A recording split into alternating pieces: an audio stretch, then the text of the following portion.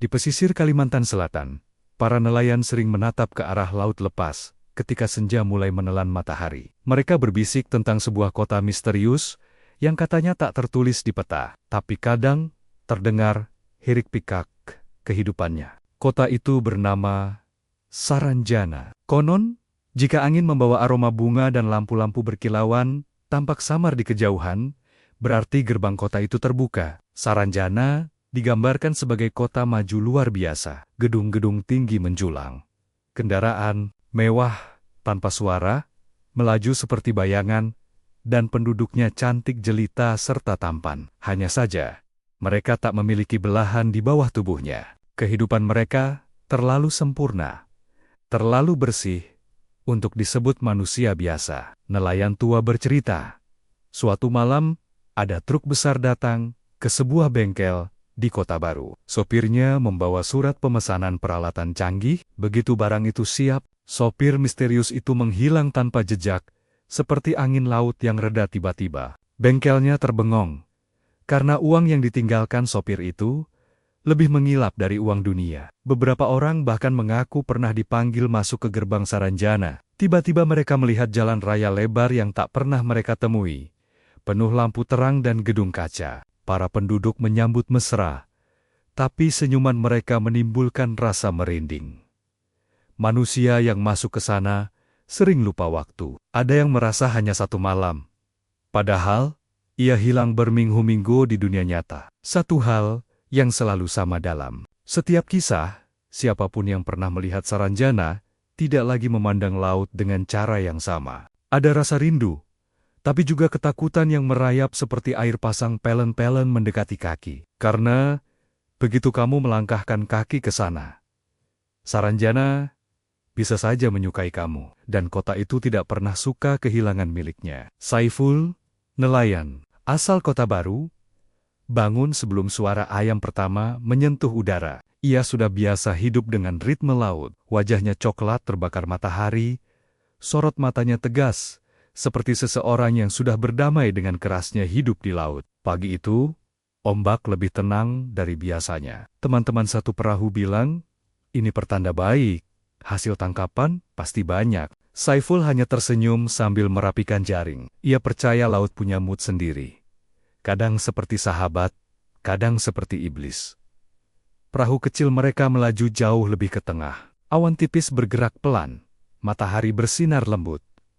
Semua terlihat biasa, sampai angin berubah arah. Air tiba-tiba berkilau, seperti kaca yang baru diseka. Udara jadi lebih wangi, seperti bunga yang tak pernah tumbuh di pesisir pantai itu. Saiful mengernyit.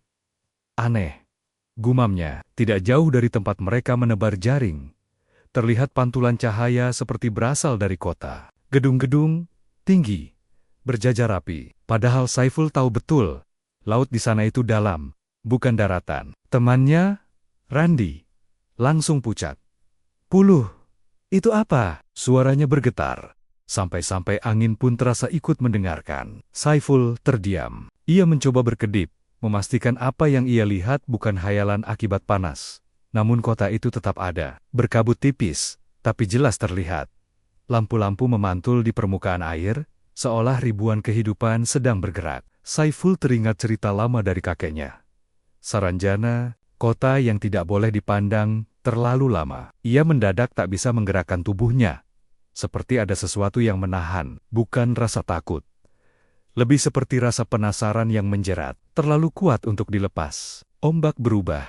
Saiful akhirnya bersuara pelan. Mungkin kita tidak sendiri di sini. Seketika, suara seperti klakson kendaraan terdengar dari kejauhan.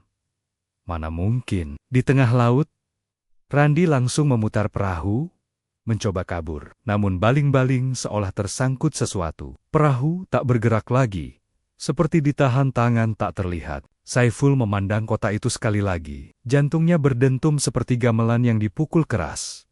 Kota itu terasa mengundang. Randi panik. Napasnya terengah seperti ikan yang terperangkap terlalu lama di darat. Ia mencoba berkali-kali menarik tuas mesin. Namun baling-baling perahu terus berputar kosong, tak memberi dorongan sedikit pun. Kenapa bisa begini? Randi memaki. Tangannya gemetar. Saiful tidak menjawab. Tatapannya terpaku pada sebuah garis kabut yang mulai terbuka, memperlihatkan jalan cahaya menuju arah kota misterius itu. Seolah laut menyediakan jalur khusus bagi mereka, jalur yang hanya muncul untuk tamu yang dipilih. Udara tiba-tiba terasa dingin. Padahal matahari masih tinggi. Saiful mengusap lengan. Bulu romanya berdiri. Ada rasa campuran, kagum, takut, dan anehnya, senang. Sebuah suara terdengar dari arah kabut. Lirih dan sejernih bel yang dipukul pelan. Suara perempuan. Entah dari mana datangnya, tapi sangat jelas. Mampirlah. Randi langsung menoleh ke segala arah.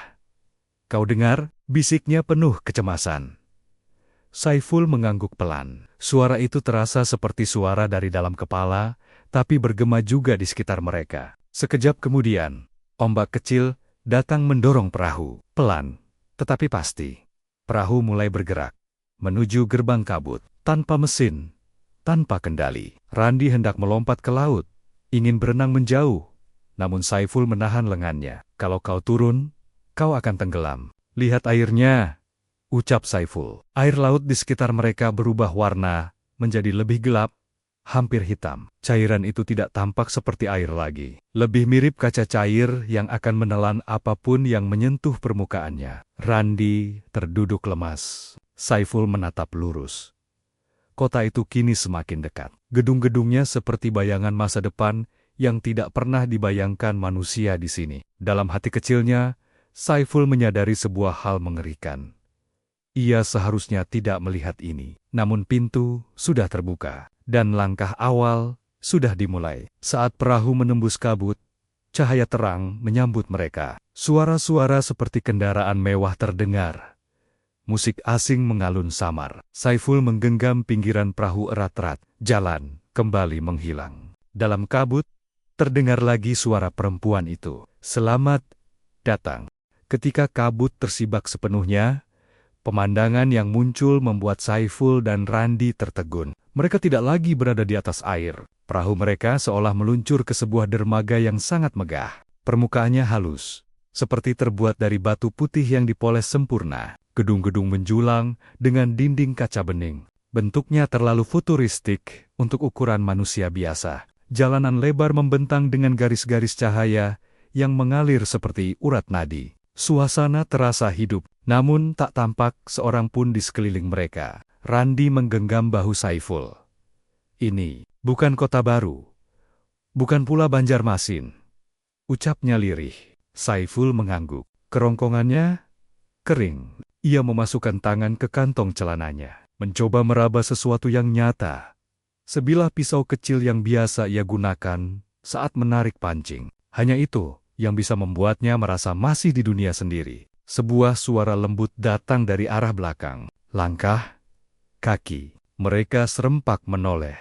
Seorang perempuan berdiri di ujung dermaga. Rambutnya panjang berkilau seperti serat perak. Kulitnya pucat sempurna, tanpa noda. Namun yang paling mencolok adalah wajahnya yang terlalu simetris, terlalu cantik. Tidak tampak garis lelah. Tidak ada kerut layaknya manusia yang pernah merasa sedih.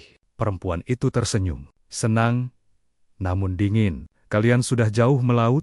Katanya dalam bahasa Indonesia yang sangat halus. Tidak semua tamu bisa sampai ke sini. Saiful menelan ludah. Ini, di mana? Perempuan itu melangkah mendekat. Gaunnya bergeser tanpa suara, seperti bayangan yang ikut meluncur. Kota yang tidak bisa kalian lihat jika tidak diizinkan, jawabnya tenang. Kalian menyebutnya Saranjana. Randi mundur satu langkah. Maaf, kami tidak berniat ke sini. Kami pulang saja, katanya terbata. Perempuan itu menatapnya. Senyumnya menghilang perlahan. Tidak semua pintu yang sudah terbuka boleh ditutup kembali, ucapnya. Saiful merasa punggungnya mulai basah keringat. Ia merasakan dorongan kuat untuk menatap perempuan itu lebih lama. Tapi naluri nelayannya menyuruh ia berhati-hati. Apa yang kalian inginkan dari kami? Tanya Saiful. Suaranya hampir lenyap. Perempuan itu tidak langsung menjawab. Ia mengarahkan jarinya ke langit. Ada megatron besar menyala tiba-tiba, memancarkan peta digital yang rumit. Garis-garis itu menghubungkan laut, pulau, dan daratan yang Saiful kenal. Namun, kota itu tidak ada. Di sana, perempuan itu tersenyum lagi. Kami ingin kalian melihat yang tidak boleh terlihat, katanya. Perahu mereka sudah tidak ada. Dermaga itu kini menjadi satu-satunya tempat untuk berpijak, dan langkah pertama menuju kota sudah menunggu. Saiful dan Randi mengikuti langkah perempuan misterius itu. Ia berjalan ringan, seolah tidak menyentuh tanah sama sekali. Jalanan kota sangat bersih, tidak ada satupun sampah atau dedaunan. Bahkan angin yang lewat seperti takut mengacaukan apapun di sana. Lampu-lampu di sisi jalan menyala otomatis ketika mereka melintas. Seakan kota ini tahu persis keberadaan tamunya. Randi menatap ke kanan dan kiri, mencari tanda kehidupan. Mereka ini tinggal di mana semua? Sepi sekali, bisiknya. Perempuan itu menjawab tanpa menoleh. Kami ada, hanya tidak selalu ingin terlihat. Seolah menjawab ucapannya, beberapa sosok mulai muncul dari balik gedung. Mereka berjalan perlahan, seperti baru saja keluar dari dinding itu sendiri. Sosok-sosok itu sangat tampan dan cantik. Tubuhnya tinggi, wajahnya bersih sempurna. Mereka tersenyum pada Saiful dan Randi. Senyuman yang sulit dibaca, namun sesuatu membuat Saiful bergidik. Ia menyadari hal janggal. Tak satu pun dari mereka memiliki bayangan. Tidak di lantai licin itu, tidak pula saat melewati cahaya lampu. Randi menyikut Saiful panik, berbisik cepat. Pul, kau lihat mereka. Aneh. Saiful menelan ketakutan, mencoba tetap tenang. Perempuan pemandu mereka berhenti di depan sebuah bangunan luas, seperti balai kota. Pilar-pilar tinggi menjulang, dihiasi simbol tidak dikenal. Di atas pintu, terpampang tulisan dengan aksara asing. Tapi pikiran Saiful entah bagaimana bisa menerjemahkannya. Tertulis, tempat penilaian tamu baru. Perempuan itu menatap mereka lembut. Namun, matanya seperti menyimpan sesuatu yang tak bisa ditebak. Kalian dipanggil karena berbeda. Tidak semua manusia terpilih bisa melihat Saranjana. Saiful ingin bertanya maksudnya. Randi ingin lari. Namun, pintu gedung itu terbuka sendiri, memancarkan cahaya pucat. Perempuan itu mengusap udara di depan mereka, seolah membuka lembaran tak terlihat. Kalian akan diuji agar kota kami tahu. Apakah kalian layak? Randi membentak panik. Apa maksudmu diuji? Kami hanya nelayan. Kami mau pulang. Perempuan itu mendekat. Wajahnya tiba-tiba sangat dekat dengan Randi. Suaranya berubah pelan, namun menancap dalam. Jika kalian tidak lulus, kalian akan menetap selamanya. Jalan keluar sudah menghilang di balik kabut. Pintu penilaian kini satu-satunya arah. Saiful menatap Randi. Randi menatap Saiful. Tak ada kata yang bisa menghapus kenyataan. Mereka sudah masuk terlalu jauh. Saiful menarik napas panjang. Baik, kalau ini satu-satunya cara, ucapnya dengan suara bergetar. Kami hadapi. Perempuan itu tersenyum tipis, seolah puas. Selamat datang di bagian yang tidak lagi tertulis dalam dunia manusia. Lampu gedung berkedip. Suara dentuman seperti gong terdengar, dan ujian pun dimulai. Saiful dan Randi melangkah masuk ke gedung besar itu. Begitu melewati pintu, suasana berubah total. Tidak ada lagi cahaya neon kota modern. Di depan mereka terbentang lorong panjang yang hanya diterangi sinar redup dari lampu-lampu kecil di dinding. Aroma udara dingin terasa seperti ruangan yang tidak pernah disinggahi manusia biasa. Langkah kaki mereka menggema. Gedung itu seperti mendengarkan. Perempuan yang memandu mereka akhirnya berhenti di tengah lorong. Ia menunjuk dua pintu berbeda di kanan dan kiri. Kalian akan menjalani penilaian sesuai diri masing-masing, katanya datar. Randi langsung memegang lengan Saiful. Tunggu. Biar satu ruangan saja. Aku tidak mau sendiri. Suaranya pecah oleh ketakutan. Perempuan itu memiringkan kepala. Menghadapi kota ini perlu keberanian pribadi. Jika kalian tidak berani dengan diri kalian sendiri, bagaimana kota ini layak mempercayai kalian? Pintu kanan terbuka, memperlihatkan ruangan gelap pekat. Pintu kiri juga terbuka, namun cahaya putih terang memancar dari dalamnya. Perempuan itu menunjuk pintu kanan. Untukmu, Randi. Randi langsung menegang. Lalu ia menunjuk pintu kiri. Untukmu, Saiful. Saiful menatap temannya. Kalau ada masalah, teriak saja. Aku akan cari kau. Janji Saiful. Meski suara gemetarnya jelas terdengar. Randi mengangguk kecil, lebam ketakutan di matanya. Mereka melangkah masuk ke pintu masing-masing. Saiful menemukan dirinya di ruangan kosong. Serba putih. Seperti berada dalam dunia tanpa batas dan tanpa arah. Tidak ada pintu lagi. Tidak ada perempuan itu. Tidak ada Randi. Ujiannya apa? Saiful berteriak.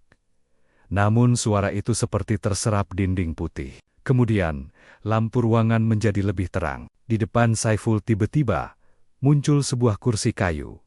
Sangat kontras dengan ruangan modern. Di atas kursi itu, tergeletak jaring ikan miliknya. Jaring itu penuh lubang, robek parah. Padahal sebelum berangkat, ia yakin sudah menjahitnya sempurna. Suara laki-laki terdengar entah dari mana. Tegas dan berat. Kamu berkata, laut bisa dipercaya. Namun, kau sendiri tidak pernah jujur pada laut. Saiful tersentak. Ia mengenali suara itu. Suara almarhum ayahnya. Ruangan mulai menampilkan gambar-gambar masa lalu Saiful saat ia membatalkan melaut karena malas. Saat ia berbohong pada temannya soal hasil tangkapan. Saat ia menjual ikan busuk pada turis yang tidak mengerti. Semua kesalahan kecil yang selalu ia anggap sepele, kini kembali menatapnya seperti mata raksasa. Kamu tidak layak dipercaya. Suara itu menuduh. Kau hanya nelayan yang menyerah pada keadaan. Saiful mengepalkan tangan. Ujian ini bukan tentang kekuatan fisik. Ini ujian untuk menelanjangi hatinya sendiri. Ia memejamkan mata, menarik napas dalam, lalu berteriak dengan seluruh keberanian yang tersisa. Aku mungkin banyak salah. Aku bukan orang sempurna, tapi aku selalu kembali ke laut. Meski aku takut, aku tetap berjuang, karena keluargaku butuh aku. Ruangan berhenti, bergerak. Suara itu, diam. Jaring di kursi perlahan pulih, menutup lubang-lubang Nia sendiri. Lalu kursi itu, menghilang. Lampu meredup. Suara perempuan pemandu terdengar samar. Saiful, lulus ujian pertama. Sebuah pintu cahaya muncul di depannya. Seolah mempersilakan ia melangkah ke tahap berikutnya. Saiful sempat menoleh, cemas pada Randi.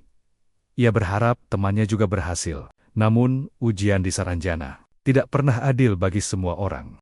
Randi melangkah masuk ke pintu kanan dengan tubuh gemetar. Ruangan itu langsung menelan cahaya dari luar, menyisakan kegelapan mutlak. Tidak ada lantai yang benar-benar terasa, seperti ia berdiri di atas kehampaan.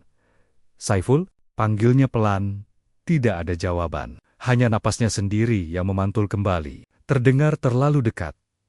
Sekedip kemudian, suara berat menggema dari semua arah. Suara yang seperti suara dirinya sendiri, tetapi lebih tua dan kasar.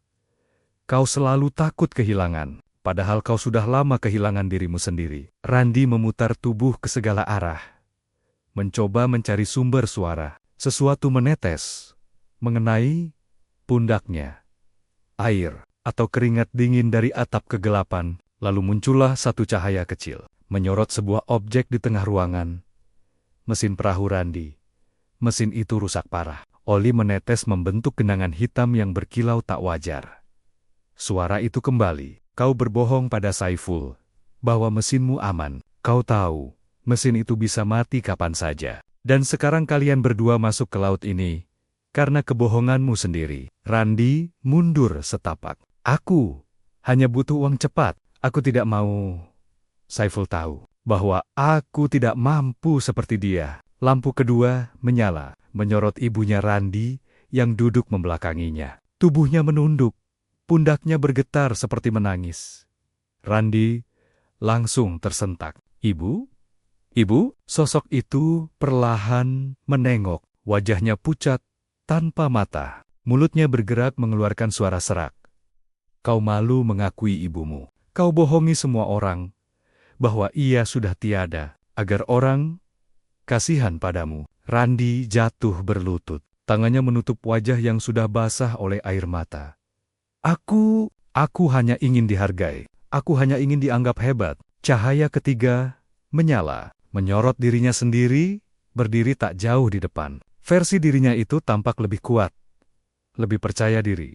Namun tanpa bayangan, Kau ingin jadi seperti kami, ucap sosok itu. Kau ingin hidup tanpa kekurangan, tanpa rasa takut, tanpa rasa malu. Sosok itu mendekat langkah demi langkah. Sepatu hitamnya menimbulkan suara ketukan logam, bergabung dengan kami. Buang ketakutanmu, buang rasa bersalahmu, bisiknya. Tangan pucat itu terulur ke arah Randi.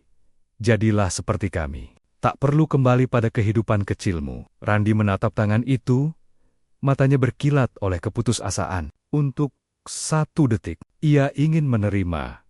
Namun tiba-tiba teringat Saiful. Terbayang wajah temannya yang selalu setia membantunya saat mesin perahunya mogok. Teringat pula ibunya yang ia tinggalkan tanpa pamit. Randi menggeleng keras. Aku takut, aku salah. Tapi, aku manusia. Aku tidak mau hilang seperti kalian. Sosok tak berbayang itu menjerit marah.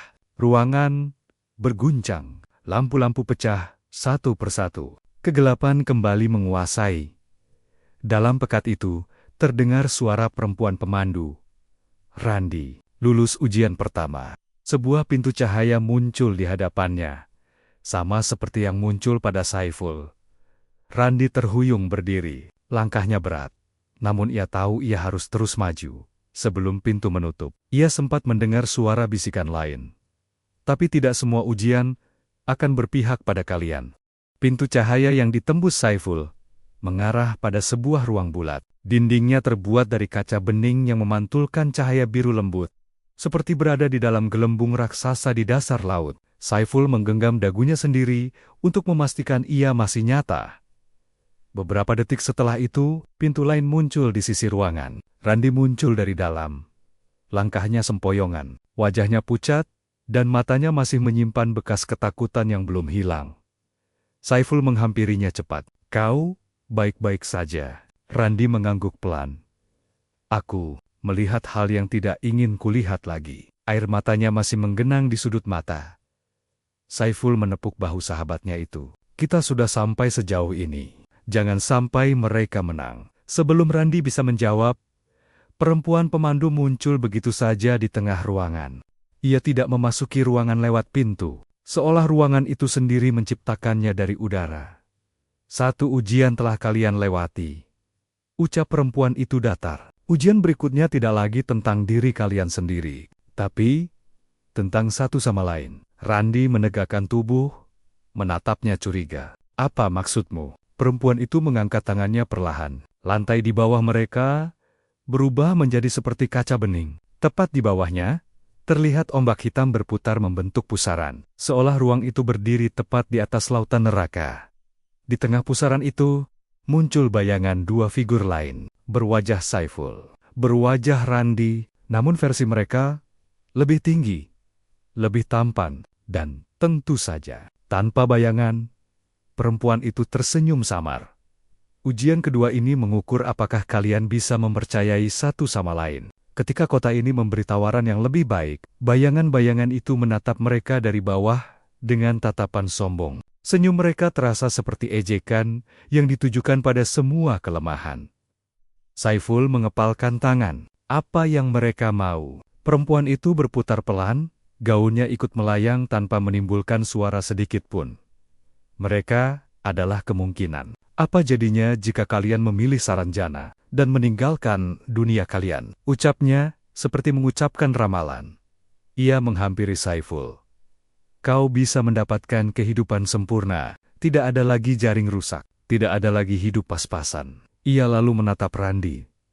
Kau bisa menjadi lelaki yang dihormati tanpa rasa takut. Tanpa rasa malu, bayangan mereka di bawah tersenyum lebih lebar. Gigi-giginya terlalu putih untuk manusia biasa. Saiful menatap Randi. Ini jebakan. Jangan dengarkan. Randi mengangguk cepat. Padahal, gulungan godaan itu jelas menguji keteguhan hatinya. Perempuan itu mendekat lebih dekat lagi. Suaranya berubah lirih, namun tajam. Seperti sedingin air paling dalam. Jika kalian gagal mempercayai satu sama lain, salah satu dari kalian akan tinggal di sini untuk selamanya. Ombak hitam di bawah berputar, makin kuat. Gelas kaca di dinding mulai bergetar halus. Bayangan mereka bersiap memanjat naik. Saiful dan Randi saling menatap. Ketakutan dan tekad bercampur dalam pandangan itu. Tidak ada jalan kembali. Hanya kepercayaan yang bisa mereka pegang di kota tanpa bayangan ini. Saiful dan Randi berdiri berdampingan di atas lantai kaca yang bergetar. Ombak hitam di bawah terus berputar seperti ingin menelan mereka ke dalam kegelapan. Bayangan versi sempurna mereka bergerak naik, menempel pada sisi kaca dari bagian bawah. Seperti dua makhluk laut yang mencoba menerobos ke permukaan, Randi mundur setapak, suaranya bergetar. Kalau mereka naik sampai sini, apa yang terjadi? Saiful menggenggam lengan Randi.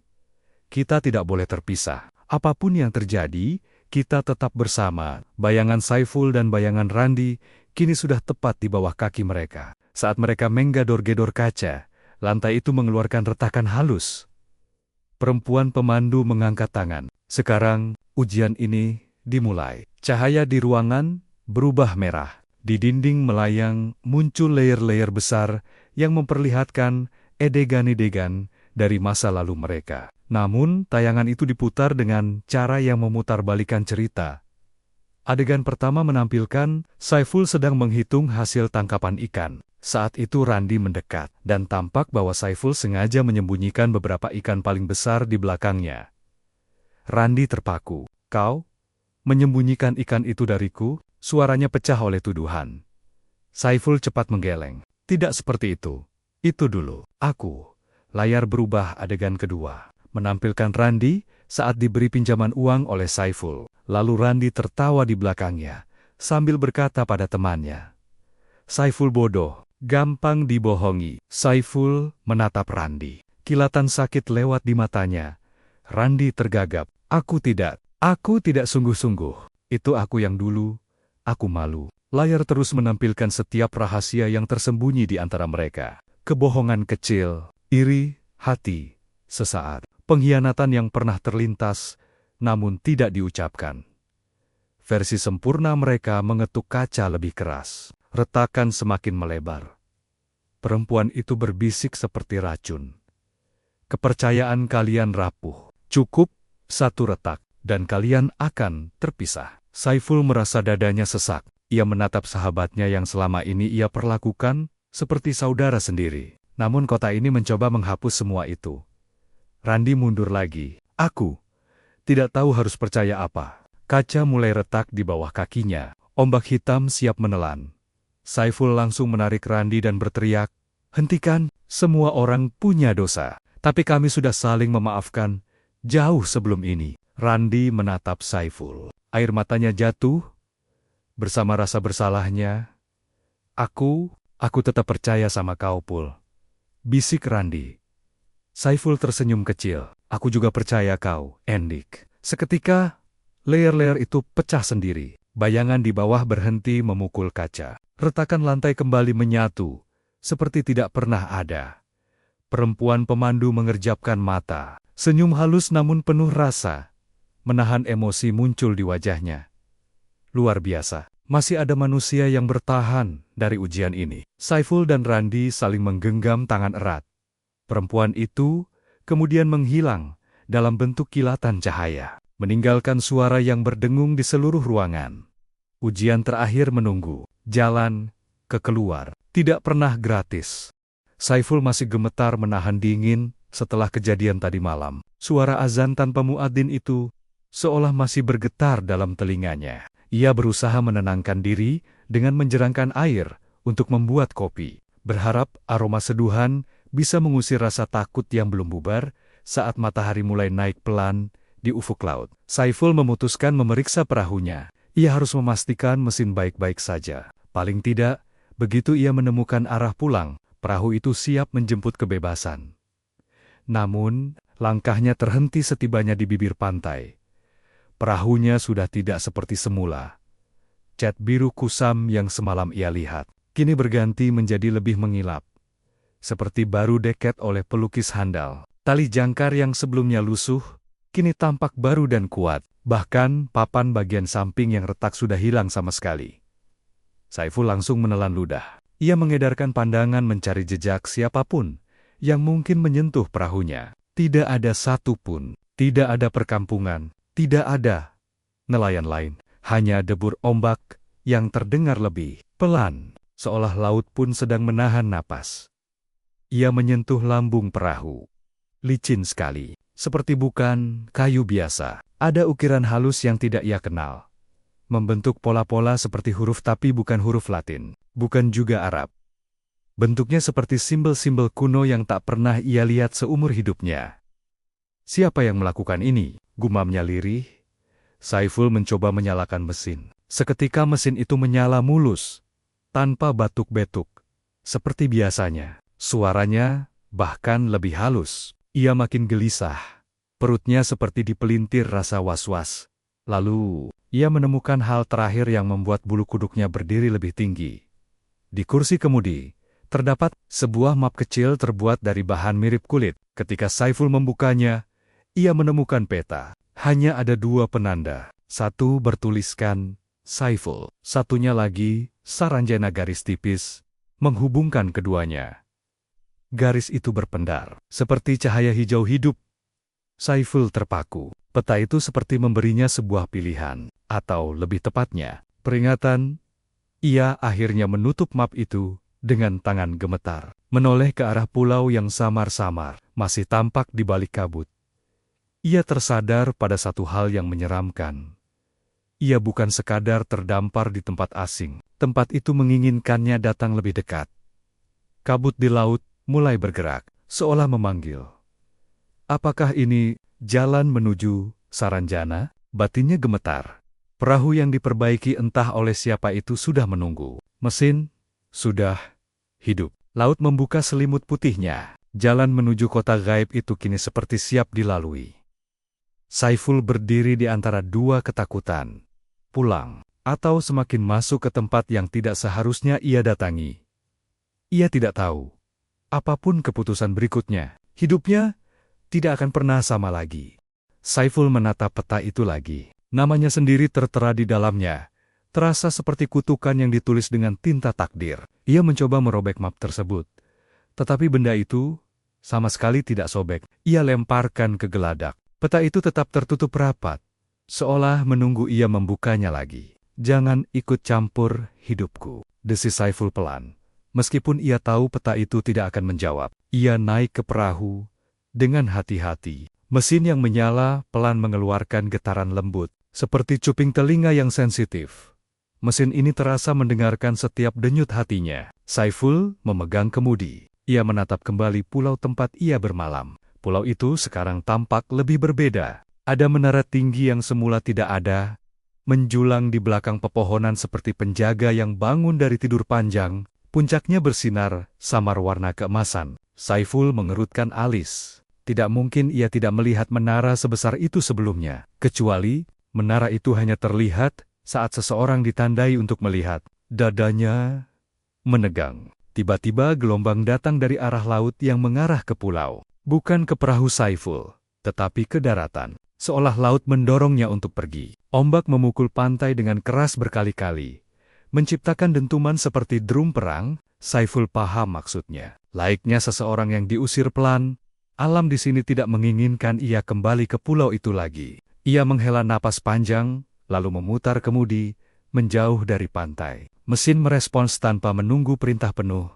Perahu bergerak stabil, menembus gelombang. Semakin jauh ia melaju, peta di dalam map tiba-tiba berpendar lagi. Lalu Saiful melihatnya. Sebaris kabut di depan yang jauh lebih tebal daripada semalam. Kabut itu seperti tirai raksasa yang menyembunyikan seluruh dunia di baliknya. Saat ia mendekat, air laut menjadi lebih tenang, terlalu tenang. Burung laut yang tadi beterbangan, kini tidak terlihat satupun. Langit membeku dalam warna pucat. Ketika haluan perahu menyentuh batas kabut itu, Saiful merasakan getaran dingin merayap di tulang belakangnya. Seolah ia baru saja melintasi gerbang yang tidak bisa ia putar kembali. Tiba-tiba, suara samar terdengar dari dalam kabut. Bukan gemuruh laut, bukan angin. Suara langkah kaki. Banyak sekali, seperti seseorang berjalan di atas permukaan laut. Saiful menggigit bibirnya, sampai terasa darah besi. Ia tahu rahasia yang selama ini diceritakan orang-orang sebagai legenda kosong, sedang menjemputnya. Di balik kabut itu, aktif denyut sebuah kota yang tidak boleh ada. Saranjana menunggu kedatangannya. Kabut menyelimuti seluruh pandangan Saiful. Dunia di sekitar terasa seperti kain putih yang disampirkan di atas kepala. Ia menyipitkan mata, mencoba melihat sejauh mungkin, namun yang terlihat hanya kehampaan dan suara-suara langkah yang semakin jelas. Krek, krek, krek. Bukan suara orang berjalan di pasir atau kayu kapal, melainkan seperti kaki telanjang yang melangkah di atas lantai marmer. Di tengah kabut, cahaya keemasan muncul pelan. Makin lama, makin terang. Perahu Saiful melaju lurus ke arahnya. Seolah-olah kemudi sudah kehilangan fungsinya dan digantikan oleh kekuatan yang tak terlihat. Bismillah, gumam Saiful, merapal doa dalam hati. Kabut mulai terbelah. Hal pertama yang ia lihat adalah dermaga raksasa. Terbuat dari batu putih mengilap. Bentuknya begitu halus, seolah dipahat oleh teknologi masa depan atau tangan makhluk bukan manusia. Di sepanjang dermaga itu, berdiri lampu-lampu tinggi mirip obor, tetapi nyala apinya tidak berkedip. Seperti cahaya listrik tapi tanpa kabel. Lalu Saiful melihat mereka, orang-orang tinggi, berkulit bersih, wajah sempurna seperti model dalam majalah mahal yang sering ia lihat di warung. Mereka mengenakan pakaian aneh. Ada yang seperti gaun tipis bergelombang, ada yang memakai baju berkilauan seperti serpihan bintang. Semua tampak terlalu cantik dan tampan. Saiful tercekat. Mereka tidak memiliki bayangan. Sinar matahari yang terang memantul dari dermaga, dari perahu, dari tubuh Saiful, tetapi tidak memantul dari kaki mereka. Tanpa bayangan, kosong. Orang-orang itu menatap Saiful dengan ekspresi yang sulit dibaca. Bukan rasa penasaran, melainkan semacam pengakuan. Seolah mereka sudah tahu ia akan datang. Salah satu dari mereka, laki-laki berpostur tinggi, dengan rambut keperakan, melangkah paling depan. Ia berhenti di tepi dermaga, tepat saat perahu Saiful merapat sendiri, tanpa jangkar, tanpa aba-aba. Laki-laki itu tersenyum tipis. Suara yang keluar dari mulutnya begitu jernih, seperti gema air di dalam gua. "Selamat datang, Saiful." Saiful membeku. Kata-kata itu membuat napasnya seakan terhenti. Mereka tahu namanya? Mereka menunggunya. "Dari mana kalian tahu Nam?" Ucapan Saiful terpotong ketika laki-laki itu mengangkat tangan halusnya dan menunjuk ke kota di belakangnya. Kabut menyingkir sepenuhnya. Di depan Saiful terbentang sebuah kota fantastis. Bangunan tinggi menjulang, berkilau seperti kaca kristal. Jalan-jalan yang lurus sempurna, dihiasi pepohonan yang daunnya memantulkan warna hijau metalik. Angin kota membawa aroma harum, bukan bau laut asin. Indah, mustahil, tidak nyata. Namun di antara keelokan itu, ada perasaan dingin yang merayap masuk ke setiap nadi. Seperti keindahan yang dibuat tanpa hati manusia. Laki-laki berambut perak itu kembali bersuara. Kali ini, nadanya lebih dalam. "Kota kami tidak muncul untuk sembarang orang. Siapapun yang mencapai gerbang ini, sudah menjadi bagian dari takdirnya." Saiful merasakan lututnya gemetar. Ia menoleh ke belakang. Laut yang harusnya luas tak bertepi, kini hanya hamparan kabut putih. Ia tidak punya jalan kembali. Laki-laki itu tersenyum lagi, senyum yang tak pernah Saiful inginkan. "Selamat datang di Saranjana." Saiful menelan ludah yang rasanya seperti batu. Kakinya berat saat ia turun dari perahu. Begitu kakinya menyentuh lantai dermaga, ia merasa seolah tanah itu mengenal langkahnya. Bukan sekadar diinjak, tetapi diakui. Orang-orang tanpa bayangan itu mulai berbaris rapi di sisi kanan dan kiri dermaga. Mereka mengangguk dengan sopan, mengukir senyum yang terlalu sempurna untuk disebut manusia. Tidak ada satupun suara, tidak ada bisikan. Keheningan itu seperti selimut tebal yang menekan telinga Saiful. Pria berambut perak yang menyambutnya mengangkat tangan. "Namaku Yuran," katanya lembut. "Aku bertugas memandu para pendatang yang terpilih." "Pendatang yang terpilih?" Saiful menatap curiga. "Saya ini cuma nelayan, Pak. Nyasar. Mau pulang." Yuran tertawa. Tawa yang indah. Tetapi anehnya, Tidak terdengar pantulan suara. Tidak ada gaung. Seolah udara pun menolak mengingat suaranya. Tidak ada yang datang ke sini karena tersesat. Jawab Yuran. Semua yang tiba sudah ditentukan. Saiful menggeleng panik. Saya harus kembali ke keluarga. Saya punya hidup di sana. Yuran menatap dengan mata yang terlalu jernih. Sarjana tempat ini akan menunjukkan bahwa hidupmu baru saja dimulai. Saiful ingin mundur, tapi dua sosok perempuan mendekat. Wajah mereka begitu cantik, namun mata mereka tidak memancarkan rasa apapun. Tanpa emosi, bening seperti kaca, mereka menghela napas bersamaan. Aromanya harum seperti melati dan air hujan.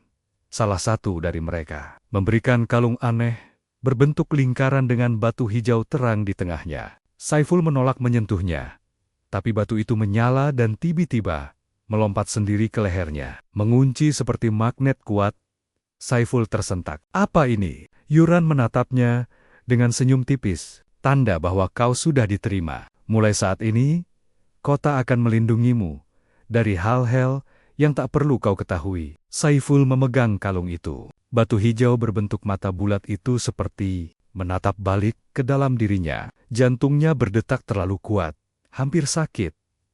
Yuran memberi isyarat dengan tangan. Ke sini, Saiful. Kami tunjukkan tempat tinggalmu. Saiful tak bergeser. Saya tidak mau tinggal di sini. Tatapan Yuran berubah. Masih sopan, masih lembut. Namun, ada kilatan lain yang membuat udara seketika lebih dingin. Kau ingin hidup, bukan? Pertanyaan itu menusuk seperti paku dingin. Saiful tak lagi membantah. Ia melangkah mengikuti Yuran, menyusuri jalan yang terlalu bersih. Bangunan tinggi bersinar, bagai menantang langit. Namun tidak ada papan nama, tidak ada suara binatang, tidak ada aroma masakan. Tidak ada kehidupan normal. Saiful memperhatikan sesuatu yang membuat tengkuknya semakin dingin. Di sepanjang jalan yang ia lewati, semua penduduk yang ia lihat berhenti bergerak, lalu menunduk hormat ke arahnya, seolah kedatangannya lebih penting dari segala aktivitas mereka. Yuran memandang Saiful seperti sedang melihat teka-teki hidup. Kota ini menunggumu sejak lama. Banyak yang ingin tahu, kenapa engkau yang dipilih. Saiful semakin bingung. Jantungnya berdegup seperti genderang perang. Ia menyadari sesuatu yang lebih menakutkan daripada kabut atau ketiadaan bayangan. Kota ini bukan sekadar menjemput. Kota ini memiliki rencana besar untuk dirinya. Dan Saiful, si nelayan biasa tanpa ambisi luar biasa, sedang melangkah ke tengah permainan yang tidak pernah ia ketahui aturannya. Kota ini hidup, kota ini mengamati, kota ini memiliki kehendak. Saranjana telah memilih Saiful, dan kota itu tidak pernah salah pilihannya. Saiful berjalan mengikuti Yuran, melewati jalanan yang terasa asing bagai mimpi futuristik. Bangunan-bangunan tinggi berdiri simetris, jendela-jendelanya memantulkan kilau cahaya matahari yang terasa palsu. Hanya suara langkah Saiful sendiri yang terdengar jelas. Langkah para penduduk tak menghasilkan bunyi, bagai bayangan yang hidup tanpa tubuh. Walau mereka tampak begitu nyata, Yuran berhenti di depan sebuah gedung putih yang tidak terlalu besar, tetapi bentuknya unik. Pintu depan melengkung sempurna tanpa engsel atau handle. Bangunan itu tampak seperti telur raksasa dari batu giok. Inilah tempat tinggal sementaramu, ujar Yuran. Kau akan aman di sini. Aman dari apa? Saiful menatap sekeliling. Saya cuma mau pulang. Yuran menatapnya. Bukan dengan kemarahan, tetapi dengan rasa iba yang aneh. Semua pendatang berkata begitu pada awalnya. Pintu bangunan itu terbuka sendiri. Gerakan pintunya halus, seperti kelopak bunga yang mekar. Di dalam terpancar cahaya lembut, warna kebiruan. Saiful ragu untuk melangkah. Saat ia hanya menatap tanpa bergerak, Yuran menoleh sedikit dan tersenyum tipis. Saranjana bukan tempat untuk keraguan. Saiful. Kata-kata itu membuat napas Saiful tercekat. Ia akhirnya melangkah masuk. Di dalam, ruangan itu tampak minimalis. Tidak ada furnitur kayu atau barang-barang biasa. Semua tampak seperti terbuat dari bahan tak dikenal yang menyatu dengan dinding. Tempat tidur muncul dari lantai, meja seolah tumbuh dari tembok. Tidak ada sudut-sudut tajam. Semuanya melengkung sempurna, seolah bangunan ini hidup, menyesuaikan diri Saiful meraih tembok, terasa hangat. Tiba-tiba tembok itu berdenyut pelan, seperti detak nadi. Ia langsung menarik tangannya. Yuran melangkah ke tengah ruangan. Kapalmu sudah ditambatkan, kami akan merawatnya. Kau tidak perlu mengkhawatirkannya lagi. Saiful mundur setengah langkah. Saya tidak bermaksud menetap. Saya hanya, sebelum ia selesai bicara, suara lain terdengar dari belakangnya. Suara yang lebih halus dan sangat dekat. Tentu, kau harus menetap. Tidak ada yang bisa pergi dari sini sebelum waktunya. Saiful menoleh cepat. Sosok perempuan muncul begitu saja dari arah pintu yang kini menutup sendiri. Rambutnya hitam pekat, matanya tajam seperti ilalang basah yang menusuk. Senyumnya indah, tetapi ada sesuatu yang mengintip di balik kecantikan itu. Sesuatu yang mengancam. Namaku Nara, katanya seraya melangkah mendekat. Kulitnya memantulkan cahaya kebiruan ruangan. Aku akan memastikan kau menjalankan peranmu. Peran apa? Saiful memelotot. Yuran dan Nara bertukar pandang singkat. Keduanya seperti menyimpan rahasia yang terlalu besar untuk diucapkan. Nara membelai udara di dekat kalung Saiful. Batu hijau itu langsung menyala terang, sinkron dengan napas Saiful yang memburu. Kau sudah dipilih kota ini sejak sebelum kau lahir, ucap Nara lirih. Saiful merasakan kakinya melemah. Maksudmu? Nara condong ke dekat wajah Saiful. Suaranya berubah sangat lembut, tetapi dingin menyelinap dalam setiap kata. Saiful, kau bukan datang ke Saranjana. Nafas Nara menyentuh pipinya, seperti es. Saranjana memanggilmu pulang. Kalimat Nara menggantung di udara, seperti jerat tak terlihat. Saiful memegangi kalungnya, berharap itu hanya mimpi buruk yang akan runtuh saat ia mencubit lengan sendiri. Namun rasa sakitnya nyata. Napasnya berat. Aku berasal dari sini? Saiful berbisik, nyaris tak bersuara. Nara mengangguk pelan. Tidak sepenuhnya. Kau lahir di dunia manusia, tapi darahmu terikat pada kota ini. Ayahmu manusia. Yuran berhenti, seolah lidahnya enggan melanjutkan bagian itu. Ada sesuatu di dalam dirimu yang hanya kami miliki. Saiful menggeleng cepat. Ibuku orang kampung biasa. Tidak ada yang aneh. Yuran menatap Saiful dengan mata yang menyimpan empati asing. Apakah kau pernah bertanya, kenapa ibumu selalu melarangmu melaut jauh? Kenapa ia ketakutan setiap kau menyebut mimpi tentang cahaya hijau di laut? Saiful terpaku. Hatapannya runtuh seketika. Itu benar. Sejak kecil, ia sering bermimpi berenang dalam laut kehijauan, disambut teng-hentengan dari cahaya. Ibunya selalu memeluk erat sambil menangis tanpa alasan. Ia selalu mengira itu hanya kecemasan ibu, bukan pertanda gelap seperti ini. Kota ini menanamkan benihnya, bisik Nara. Beberapa manusia terpilih lahir dengan garis panggil, hanya menunggu waktu untuk kembali. Saiful mundur sampai punggungnya menabrak dinding yang terasa hangat. Berdenyut, ia seperti terperangkap dalam perut makhluk besar. Aku harus pulang. Saiful memaksa suara yang bergetar. Aku punya keluarga. Aku punya rumah. Nara mengangguk pelan. Tentu saja, kau akan pulang. Harapan Saiful sempat menyala. Lalu Nara melanjutkan. Setelah kota ini mengambil apa yang menjadi haknya, harapan itu langsung padam. Saiful menatap Nara dan Yuran bergantian. Tenggorokannya seperti disumpal pasir.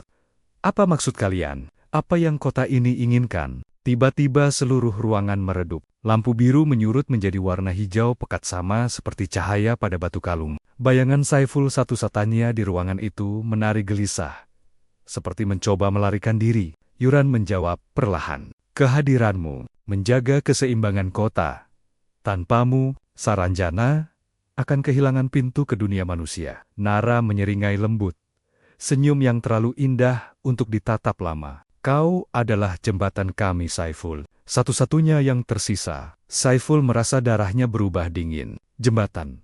Menuju apa? Yuran berbalik menuju pintu yang terbuka perlahan. Istirahatlah. Esok hari, kau akan mulai memahami tugasmu. Nara menyentuhkan ujung jarinya ke dada Saiful. Tepat di bawah batu hijau itu, aku akan selalu mengawasi kota ini. Mencintaimu lebih dari dunia luar. Perempuan itu lalu menyusul Yuran keluar. Pintu menutup rapat tanpa bunyi. Saiful terduduk lemas. Batu di kalungnya berdenyut pelan, satu denyutan setiap 3 detik.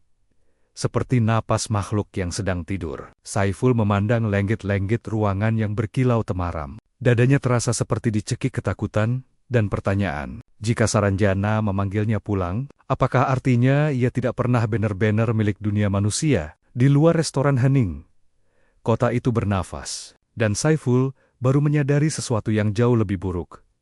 Kota ini tidak hanya memilihnya, kota ini menginginkannya kembali sepenuhnya. Saiful tidak langsung tidur. Mana bisa ia memejamkan mata ketika seluruh dunia yang ia kenal runtuh dalam satu malam. Ia duduk di ranjang yang terasa seperti busa cahaya, memandang tembok yang sesekali bergetar lirih, seperti badan seseorang sedang bernapas. Ruang itu hidup, ia tidak sendirian. Kalung di lehernya terus berdenyut. Pelan, teratur, menenangkan sekaligus mengancam. Seolah kota ini sedang mengukur dirinya. Suara napasnya, degup jantungnya, bahkan ketakutannya. Saiful membatin, menatap dinding yang mengilap. Apakah kalian mendengar saya? Tiba-tiba, sebuah suara muncul di kepalanya. Suara perempuan, dingin dan samar. Kami selalu mendengar. Saiful terlonjak dari tempat tidur, napas memburu. Tubuhnya langsung merinding dari ujung rambut sampai jari kaki. Ia mengedarkan pandangan, tapi ruangan tetap sepi. Tidak ada sosok, tidak ada bibir bergerak. Siapa itu? Saiful berteriak. Hening. Kalungnya berdenyut 1 kali, lalu berhenti, seolah memberi peringatan. Saiful terduduk, lututnya lemas. Fasilitas modern ini tidak terasa seperti rumah. Ia merasa tinggal di dalam organ besar yang senantiasa mengamati apa yang ia lakukan. Ia mengingat kampung, suara ayam di pagi hari, bau ikan asin, gelak tawa tetangga. Semua itu terasa seperti dunia yang semakin memudar di belakangnya. Ia merindukan ibunya, teriris oleh rasa bersalah, karena mungkin ibunya tahu hal ini sejak lama. Lampu perlahan meredup, memaksa malam datang lebih cepat dari seharusnya. Saiful merebahkan diri, tapi matanya membelalak menatap langit-langit. Saat itulah suara langkah terdengar dari luar, perlahan, mendekat, tok, tok, tok, tok. Seseorang atau sesuatu berjalan di koridor. Bunyi langkah berhenti tepat di depan pintu Saiful. Ia menahan napas. Pintu tidak terbuka, namun suara itu berbicara dari balik dinding tebal itu. Tidurlah, Saiful. Kau perlu energi untuk upacara besok. Suara Nara. Saiful menelan ketakutan yang mengental di mulutnya. Upacara apa? Hening sejenak. Lalu jawaban itu meluncur pelan. Upacara penyambutan. Jembatan, kota. Langkah kembali terdengar menjauh. Tok, tok, tok, tok. Menghilang dalam jarak yang gelap dan dingin. Saiful menutup wajah dengan kedua tangan. Mata terpejam paksa. Bagaimanapun, ia mencoba mengusir. Kata itu terus berdengung dalam pikirannya.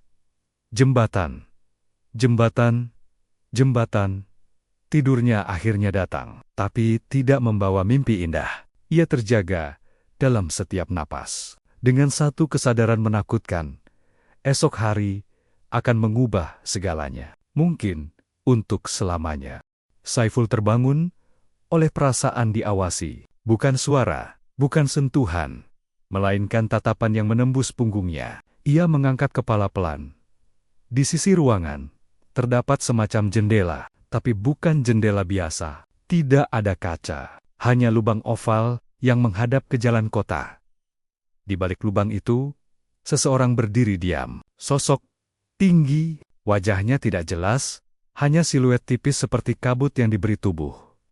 Saiful terpaku, tubuhnya tidak bisa bergerak. Sosok itu mendekat sedikit, lalu sedikit lagi. Siapa kamu? Suara Saiful pecah. Sosok itu tak menjawab, namun bibirnya kalau itu bisa disebut bibir bergerak tanpa suara. Seolah menggumamkan namanya Saiful. Saiful, Saiful. Beberapa detik kemudian, sosok itu mendadak menghilang, seolah hawa dingin menyapunya habis. Saiful terperangah. Keringat menetes dari pelipis, ruangan kembali sunyi. Namun kini ia mengerti satu hal.